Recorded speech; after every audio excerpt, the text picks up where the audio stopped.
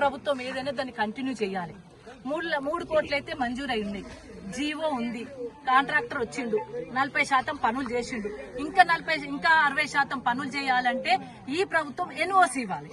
ఈ ప్రభుత్వం ఎన్ఓసి ఇస్తే, ఒక లెటర్ ఇస్తే, నో అబ్జెక్షన్ సర్టిఫికెట్ ఇస్తే ఆ కాంట్రాక్టర్ పనిచేస్తా ఉంటుంది.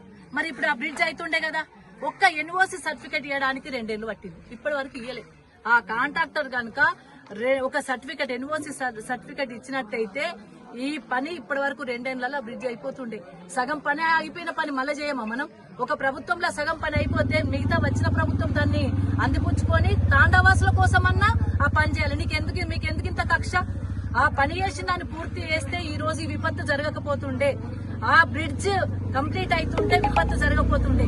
ఆ 80 లక్షల వర్క్ అయిపోయింది, ఇప్పటికే దాదాపు 80 లక్షల వర్క్ అయింది. ఆ వర్క్ అయిన దానికి ఎన్ఓసి ఇవ్వమంటుండ్రు, బిల్లులు ఇవ్వమనిలే. నో అబ్జెక్షన్ సర్టిఫికెట్ ఇస్తే నేను బ్రిడ్జ్ కంప్లీట్ చేస్తానని ఆయన 2 ఏళ్ల కిందట చెప్పిండు. 2 ఏళ్ల సర్టిఫికెట్ అయితే ఇస్తలేడు. గాళ్ల పని నేనెందుకు చేస్తా అంటారట. ఇది వాళ్ళ పని కాదు, తాండోళ్ల పని. తాండోళ్లకు రోడ్డుకు బ్రిడ్జ్ అయ్యే పని. ఆ బ్రిడ్జ్ మీదకి వెళ్ళి వాళ్ళ వాహనాలు రాకపోకలు ఉంటే జల్ది పోయి వాళ్ళు ఆదుకుందాం వాళ్ళందరినీ. ఆ బ్రిడ్జ్ సగమైంది, సగం చేసినా మా గవర్నమెంట్ పోయింది. మరి మొత్తం పని అయితే చేయించాల్సిన బాధ్యత మీది. టెండర్ అయింది, పని అయింది, 40% పని అయింది. ఓన్లీ దాన్ని ఎన్ఓసి ఇస్తే సరిపోతుండే. అది ఇవ్వలేకపోవడం వల్ల కూడా ఈ రోజు ఇబ్బంది వచ్చింది.